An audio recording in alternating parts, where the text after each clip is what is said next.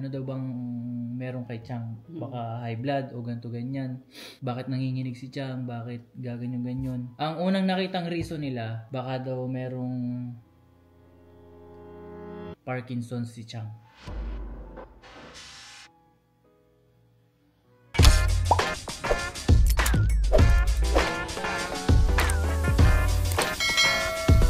What is up, guys? It's your boy, Wonder Z!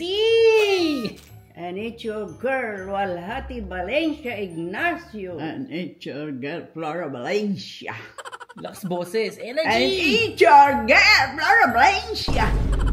Parang naiipit ang kuntil. Okay, guys. It's been a while since the last time na nag-upload kami. Guys, actually, ayoko sana mag-vlog ng ganito kasi gusto ko lang, alam mo yun, yung energy na pumapasok sa ating buhay ay puro positibo lang. You know what I'm saying? Ayokong mahaluan ng negative energy ang ating mga What is negative? Basta negative energy. Okay. Pero na-realize ko na lagi namin kayong kasama. Alam mo yun, lagi kayo nakasubaybay sa amin, sa hirap, sa ginhawa, sa kapugian ni Wonder Z. Sa kagandahan ni Flora.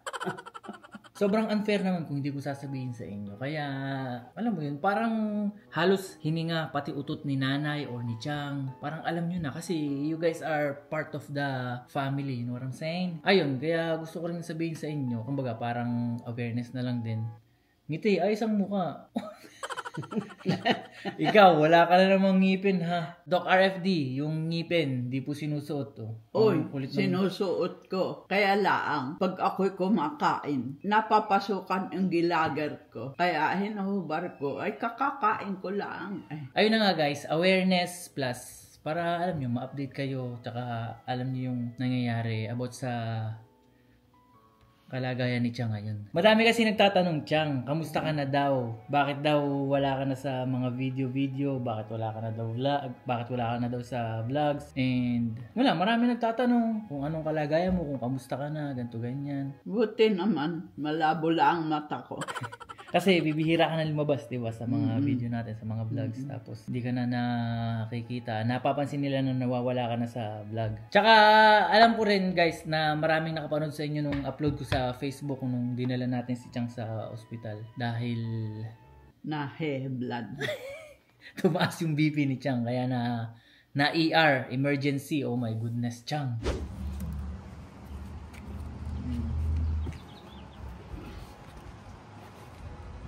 Akong aamoyin.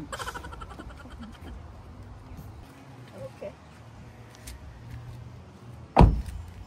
Guys, dadali namin si Chang sa ospital.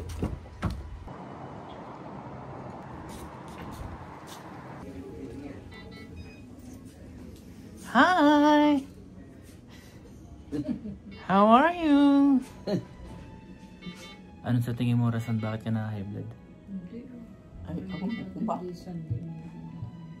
Nai-stress ka ba talaga? Sabihin mo lang.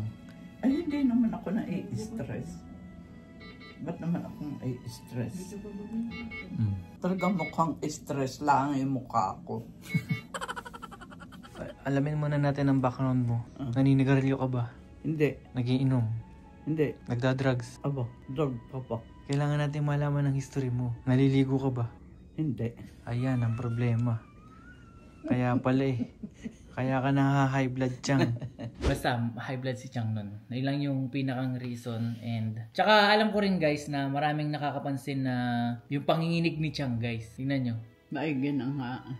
Maigi na nga. Kasi maraming nakakapansin na nanginginig nga si Chang. Ano daw bang nangyayari kay Chang? Ganto ganyan. Alam po, simula nung nagpunta kami ng Pilipinas, marami na nakapansin nun. Hindi ko lang isinapupubliko, hindi ko lang ano tawag doon? Ihinilahala. Lalathala. So, ayun. Kamusta na nga ba si Chang? Balik muna tayo sa Philippines, guys. Nung last time na umuwi kami nila nanay. Una, guys, napansin namin yung panginginig ni Chang nung nagbe-breakfast tayo, Nay. Pagkakakain kami ng umagahan, pagkakain kami ng... Basta, pagka magkakainan kami, napansin namin yun. Talagang gaganto-ganto si Chang, oh. Chang, paano yung ginagawa mo? Tango-tango lang. Tango-tango. Tapos, yung pagkakapit ng kutsara talagang gumaganto-ganto. Shake. Nag-shake si Chang. Pagka susubo siya, I-demonstrate mo nga, Chang. Ayan, ito si nanay, tawa ng tawa. Una, pinagkakatuwaan namin si Chang. Kumbaga, akala namin kasi wala-wala lang, baka pagod-pagod lang, baka ganto-ganyan. Dahil pagod lang si Chang, kaya gaganto-ganto nanginginig. And then, tumagal yung panahon. Aba, gaganto-ganto pa rin. Talagang Ako ay gaganyan-ganyan. Oo. Tsaka ako hindi nakahahawak ng gamit. Ng kutsara, ng mga kung ano-ano. Talagang tinatawa-tawanan pa lang namin. Nakala namin talaga, nakakatawa. Pero I feel bad. Kasi hindi naman dapat, alam mo, hindi naman dapat talaga maranasan ni Chang yun. Kinausap ko yung family ko, especially yung ate ko, nurse yung ate ko. Ano daw bang meron kay Chang? Baka high blood o ganto-ganyan. Bakit nanginginig si Chang? Bakit gaganyan-ganyan? Ang unang nakitang reason nila, baka daw merong Parkinson's si Chang. Ayun yung akala namin, guys. Maiging at ganon ako ay pupumanggi. Huwag ka nang magkumpara ng ganyan. Sabi ng tita ay paano ang iyo? Ay patango. Marami mo ng boyfriend sa katatango mo. Huwag kang magaganyan, Chang. At Pero ayun na nga, fast forward, na-meet namin si Doc RFD, yung sa The Med Club. And ang unang tingin nila, meron nga daw Parkinson's si Chang. Sa mga hindi nakakalam kung ano yung Parkinson's, guys, i-search nyo na lang para mas malaman nyo. Hindi ako doktor para, alam mo yun, i-explain sa inyo yun. Kasi baka mamaya mali-mali ako. Pero ayun nga, i-search nyo. And then, yun nga, na-meet namin si Doc RFD. Ganun din yung tingin nila na baka nga may Parkinson's. And then, pina-check up si Chang. Shoutout sa The Med Club. Maraming salamat po. The Med Club. Shoutout nyo si Doc RFD! Shout out kay Dr. FRD. RFD pala. Ayun na nga, nag-run ng test kay Chang, and then yung mga possible na tinest kay Chang kung meron ba siyang Parkinson's, hindi nagtutugma sa mga signs ng mga may Parkinson's, which is wala palang Parkinson's si Chang.